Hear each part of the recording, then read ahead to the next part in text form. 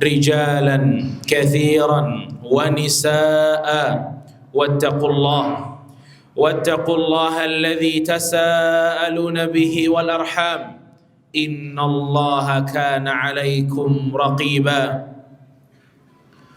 Wahai segenap manusia, bertakwalah kalian kepada Allah, takutlah kalian kepada Allah yang telah menciptakan kalian dari jiwa yang satu, Adam alaihissalam, lalu menciptakan darinya pasangannya, lalu kemudian berkembang biak laki-laki dan perempuan dengan jumlah yang banyak. Wattaqullah, dan takutlah kalian kepada Allah, alladzi tasaaluna bihi, yang kalian meminta dengannya dan kalian menyambung silaturahmi pun dengannya.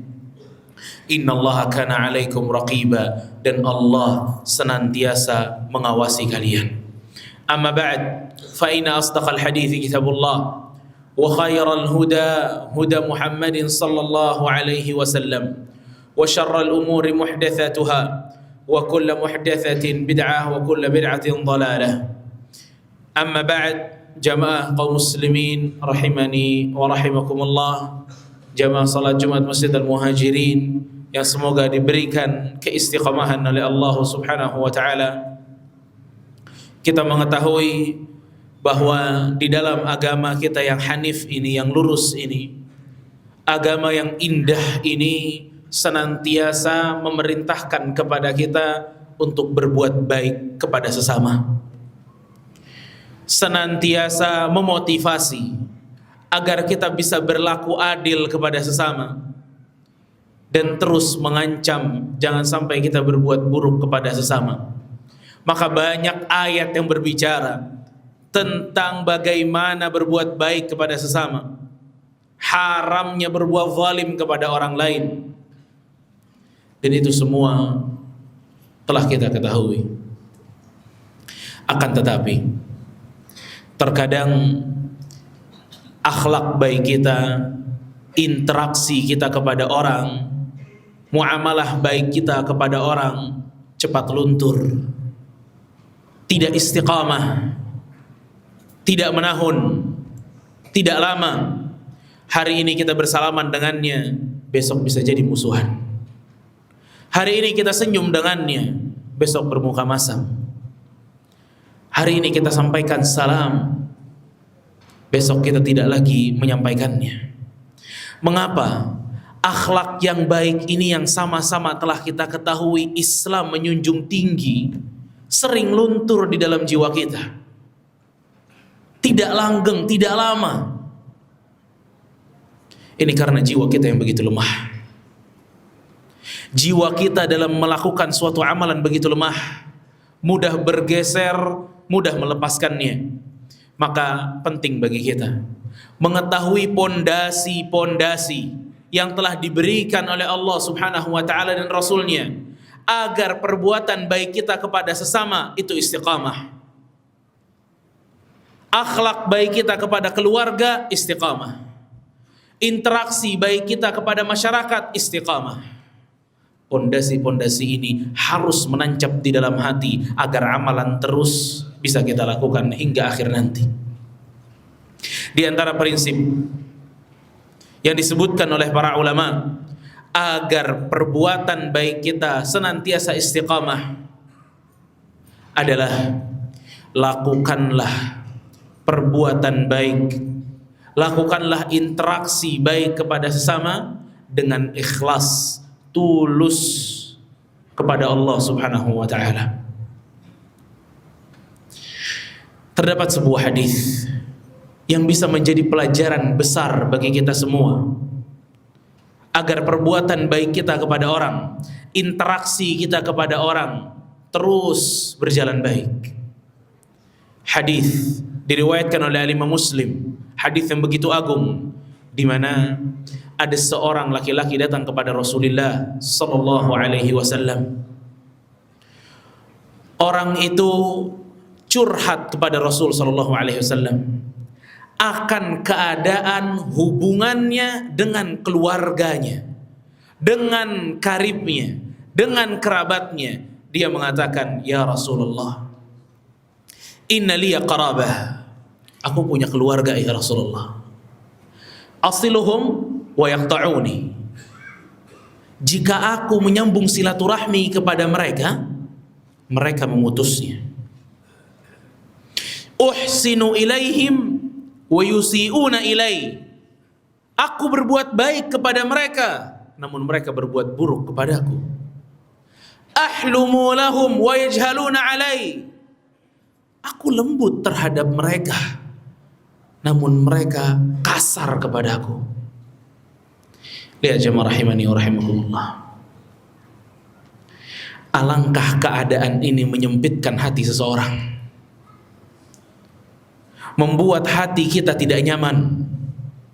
Keluarga, kerabat, kita baik kepada mereka, mereka tidak baik kepada kita. Kita WhatsApp mereka, ingin silaturahmi, namun mereka tidak membalasnya. Kita telepon, namun mereka tidak angkat.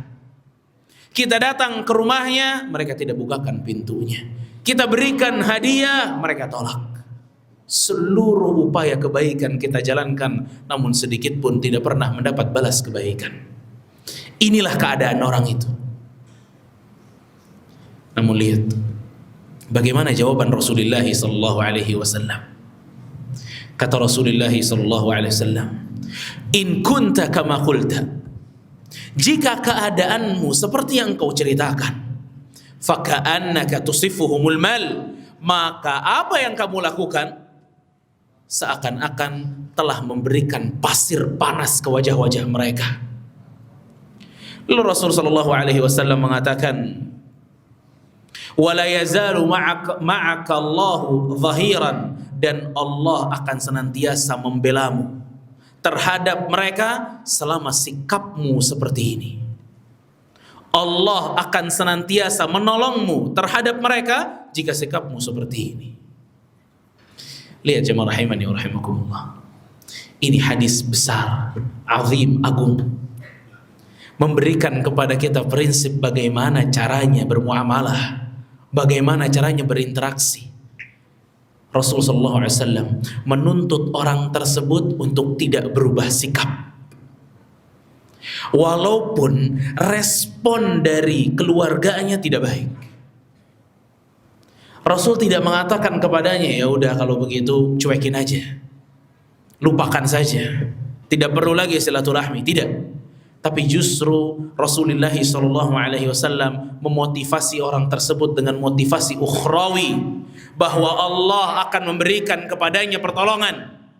Al-Imam Qurtubi mengatakan Allah akan memberikan kepada orang tersebut kesabaran dalam menghadapi keluarganya.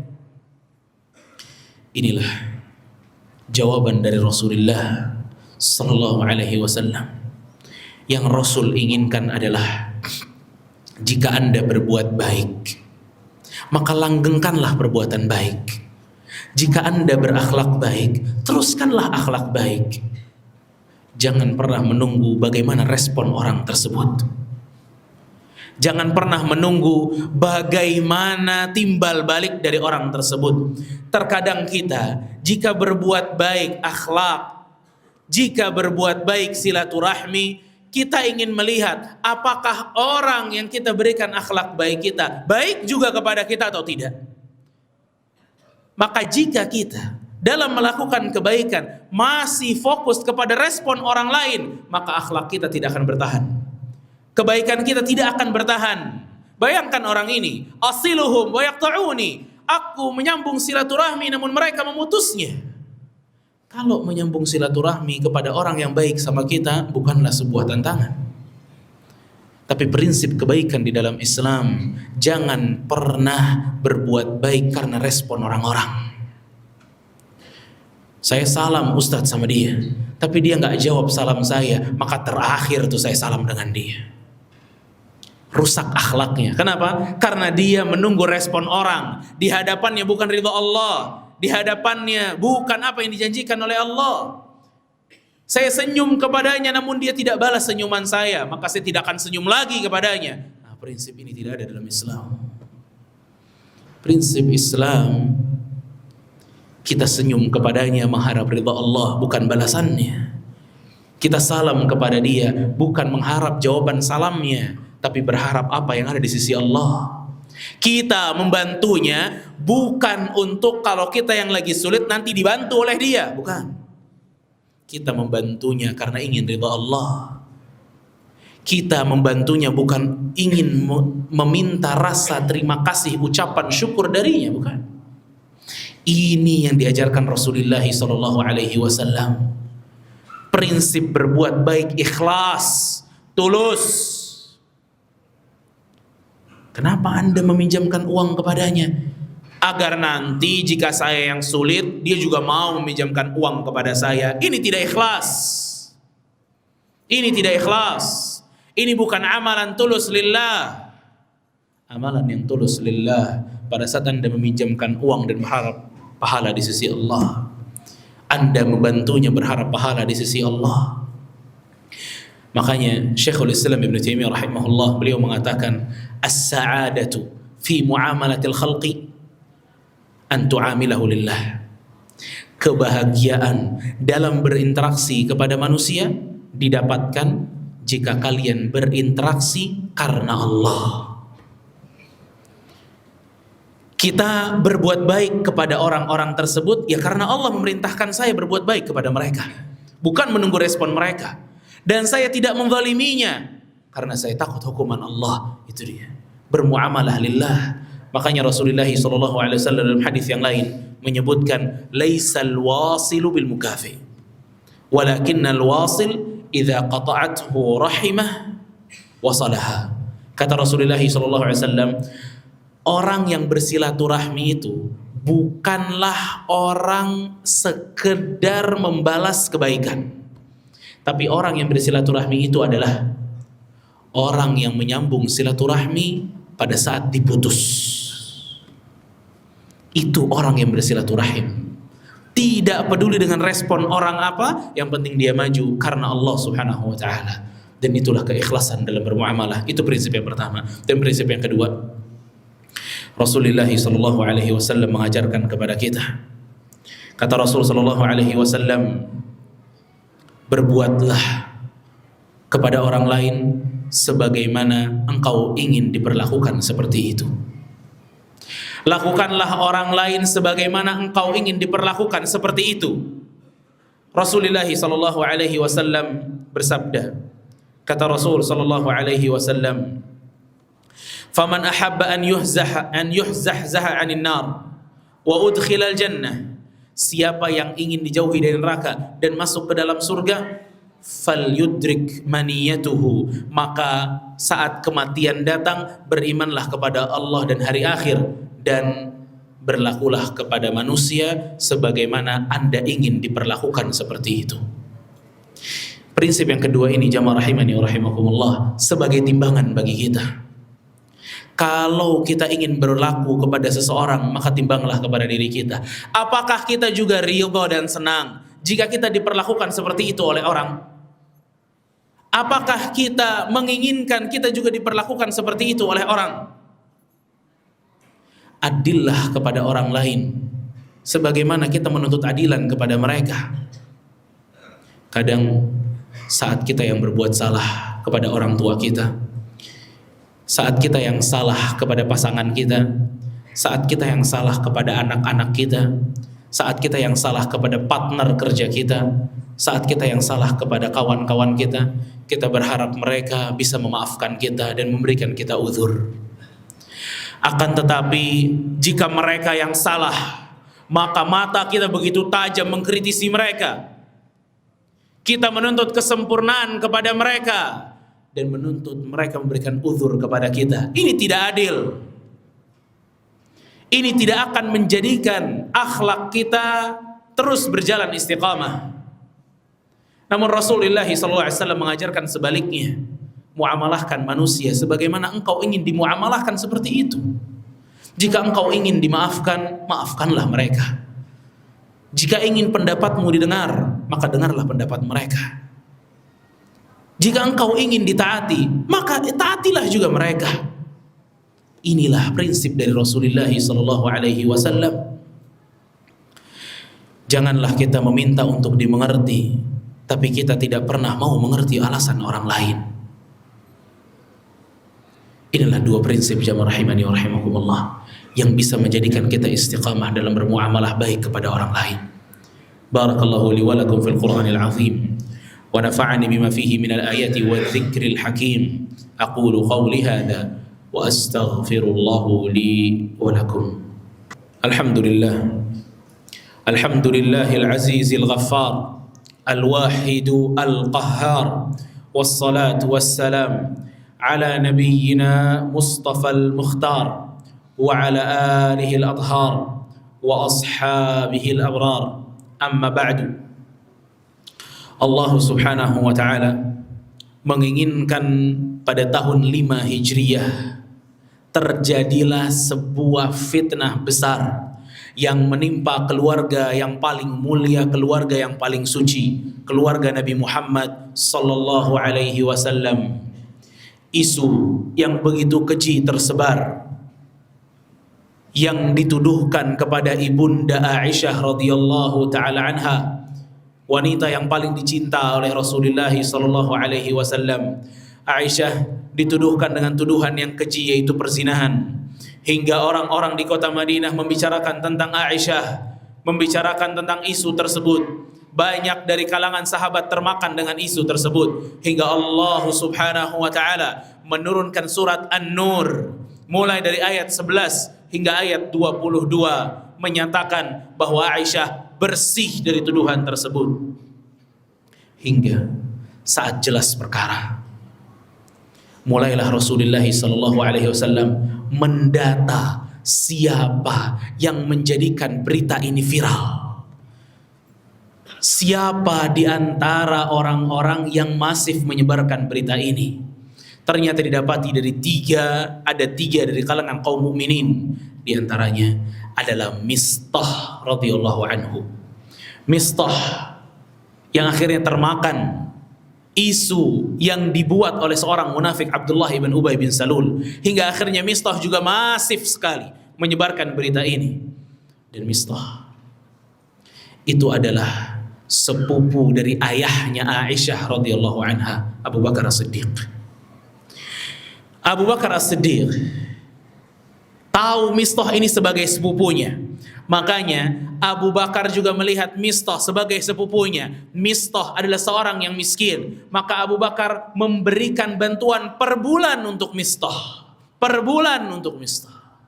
Tapi Abu Bakar dikecewakan.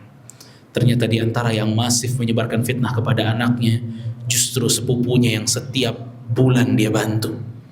Maka di situ Abu Bakar As-Siddiq mengatakan, wallahi la unfiqu ala Mistati abadan. Demi Allah, saya tidak akan infak lagi kepada Mistah, wala anfa'uhu naf'an abadan. Sepeser pun saya tidak akan keluarkan lagi untuk Mistah. Kekecewaan seorang ayah. Namun Allah subhanahu wa ta'ala menurunkan ayat 22 dalam surat An-Nur.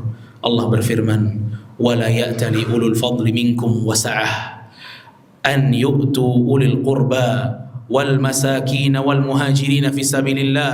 Kata Allah, janganlah orang-orang yang diberikan keluasan harta tersebut bersumpah untuk tidak lagi memberikan infak kepada keluarganya, kepada orang miskin dan kepada muhajirin.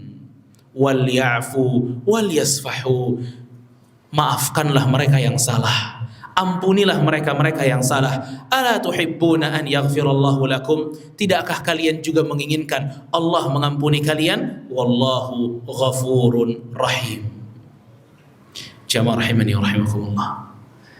Ayat ini turun untuk Abu Bakar As-Siddiq, untuk menarik sumpahnya dan ucapannya yang memutuskan tali silaturahmi, yang memutuskan tali sedekah kepada keluarganya.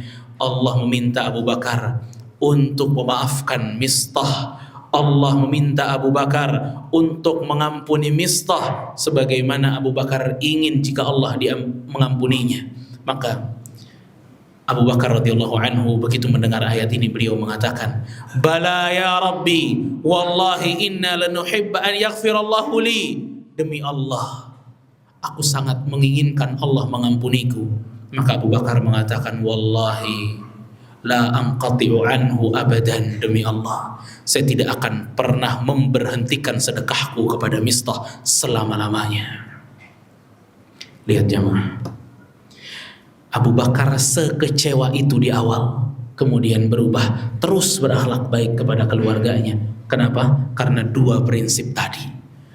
Karena dia lebih fokus kepada pandangan Allah terhadapnya dibanding pandangan orang lain terhadap dirinya. Karena Abu Bakar menginginkan Allah mengampuninya, maka dia ampuni Mistah radhiyallahu anhu jami'an. Maka inilah dua prinsip itulah yang menjadikan Abu Bakar As-Siddiq radhiyallahu anhu hatinya terjaga menjadi hati yang paling bersih setelah Rasulullah sallallahu alaihi wasallam. Maka jamaah rahimani wa rahimakumullah, biasakan diri untuk berbuat baik tulus ikhlas lillah. Biasakan diri untuk mengukur interaksi baik kita kepada diri kita sendiri. Jamaah rahimani wa rahimakumullah, Allah subhanahu wa ta'ala memerintahkan kepada kita satu perintah yang Allah memulai dengan dirinya sendiri kemudian para malaikatnya, yaitu bersalawat kepada Nabi Muhammad sallallahu alaihi wasallam.